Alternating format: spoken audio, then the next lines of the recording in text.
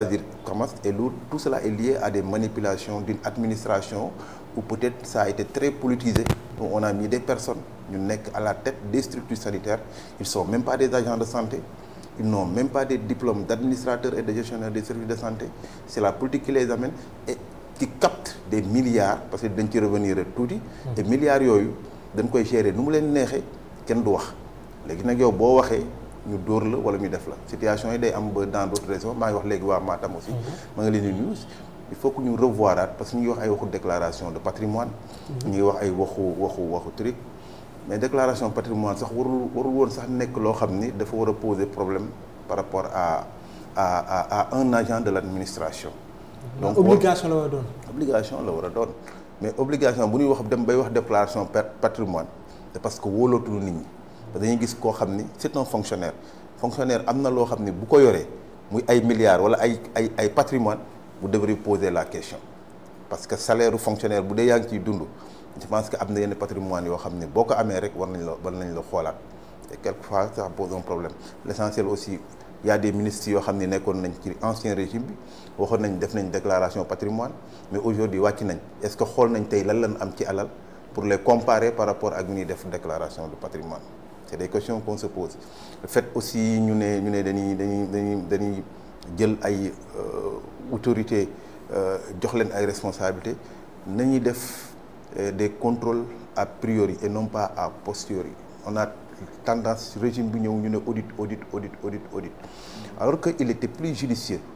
que ñu créer ay corps de contrôle interne yoo xam ni tey jii doo gis ONG yi ñëw fii di sibali ñuy am problème yooyu la plupart des banques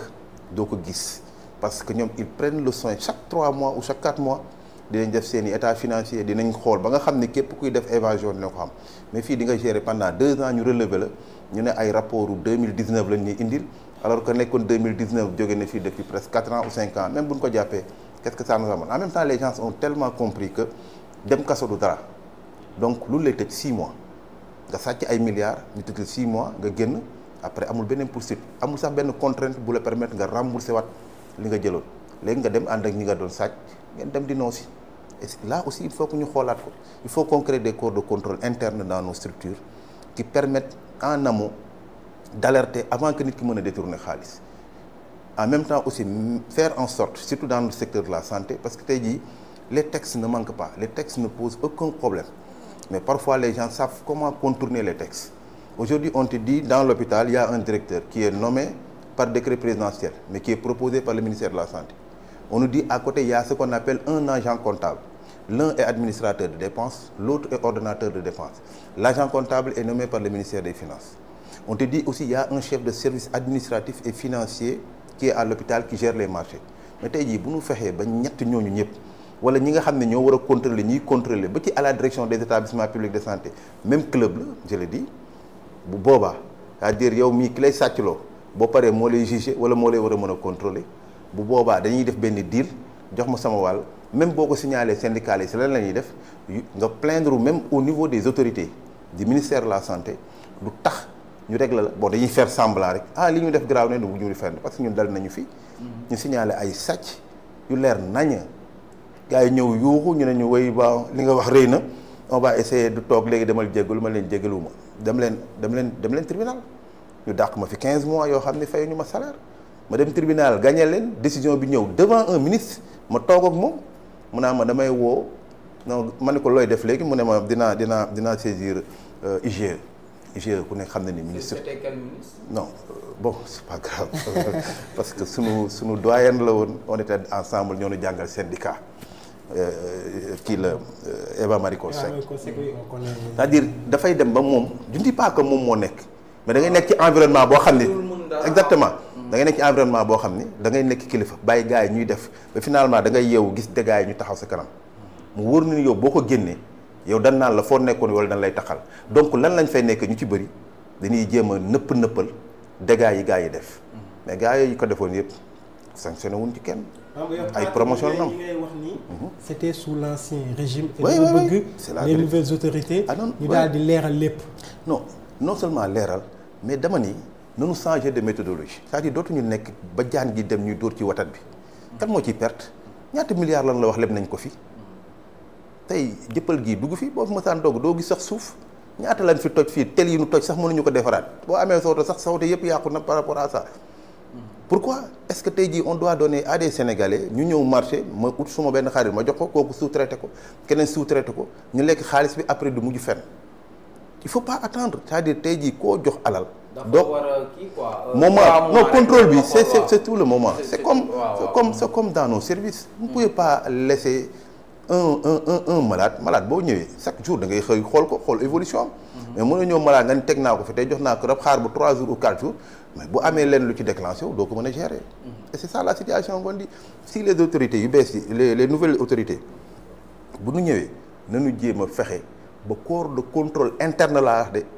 ñu teg ko c'est-à-dire tey jii à la direction des établissements publics de santé ñu mën fa def ñoo xam ne tey jii xarañ nañ ci l'ensemble des outils de gestion. xam ne ñuy gérer état financier. normalement il y a des directions de contrôle interne. non mais est-ce que ñu ngi fonctionner. xam nga direction boo fa defee benn nit nga am 45 établissements publics de santé. en même temps ñan lañ fay def. xam nga tey jii man ki may contrôler day fekk mu am. xam-xam bi ma am wala mu gën a kawe c'est-à-dire que looy def ci njublan dina ko mën a gis. mais si vous ne maîtrisez pas les outils de gestion mënoo contrôler nit. et parfois les gens sont dans des postes yoo xam ni pratiquement bu ñuy déplacé wu sax ils sont dans des difficultés nga dem ci zone yoo xam ne nit moo la ëpp xaalis nga génne ngay dem mu jox la carburant. wala mu def leneen. ay kooku vraiment mënoo ko contrôler. et yow c'est des problèmes qui se posent actuellement. et c'est valable même dans les zones opérationnelles parce que maa ngi lay wax léegi la situation de Matam où pratiquement ça fait des jours kenn liggéeyul foofu. et les autorités administratives de presque 1 an sont au courant de la situation qui se passe au district sanitaire de Matam. où on prend quelqu'un boo xam ne musul nekk médecin chef de district vient apprendre et puis muy def ay dégâts moi j'en ai échangé maintes fois avec le préfet et je pèse bien mes mots. su jàllee c'est parce que l'autorité administrative n'a pas fait son travail. S'il avait fait son travail def rapport yu muy def parce que à chaque fois bu situation bi ñàngee mu metti foofu il essaie de chercher nos numéros parce que nous sommes les responsables nationaux. ñu apaiser situation bi une deuxième fois mu defaat ñu apaiser situation bi ba ci gouverneur région Matam mais bu ñu paree qu'est-ce qui se passe c'est comme si les gens là sont là pour essayer de protéger des personnes. coow li am booy def seen point de presse xam naa coow li egg fii à Dakar booy waxaat ne di lundi dañuy defaat nu mu tuddati sitting qu'est-ce qu'ils ont fait le préfet sort benn kii pour interdire en invoquant des dispositions du code du travail alors que ce ne sont pas les références c'est-à-dire man mi jaarul le rassemblement au niveau de la structure de travail. La loi ne l'interdit pas et puis référence bi mu def mais mënoon nekk un agent bu génne ENAM nga ni léegi da ngay def référence di wax grève xam nga moo ko tey grève amu fa grève dafa am procédure da ngay déposer préavis boo déposer préavis bu moment bi jeexee boo ko nga def te grève boo ko defee sa kër ngay toog su koy évoquer c'est parce que am na ku mu buggul gars yi jàkkaarloog la presse di wax dégâts yi gars yi def pourquoi un préfet se permet de faire une chose pareille il laisse le gars parce que li tax ma xam ni moom setul ci ginnaaw mbir mi bi affaire bi daan am waa ji jël na benn jour mi ngi fay indi ay nit mënoo nekk ay xale ay jeunes ñu juddoo fii Dakar yi accepté d'être à Matam pendant 10 ans ñu leen di contractualiser yow nga xëy tey d'accord ak ñooñu kooku xool benn ay mbokkam ay jarbaatam ñoo xam ne xamuñ sax fu ñu jaar ñenn ñi amuñu diplôme parce que à Matam on a des postes yoo xam ne y a des gens qui n'ont même pas de diplôme ñu leen nommé et on prend même des infirmiers d'état di leen affecté ci ay cases de santé jël ñeneen ñoo xam ne duñu même corps boo xam ne ICP la ñu leen nommé ay responsabilités et loolu l'autorité administrative jàpp nga ak ñëw kii di Ousmane Sonko ak Bassirou Diomaye Faye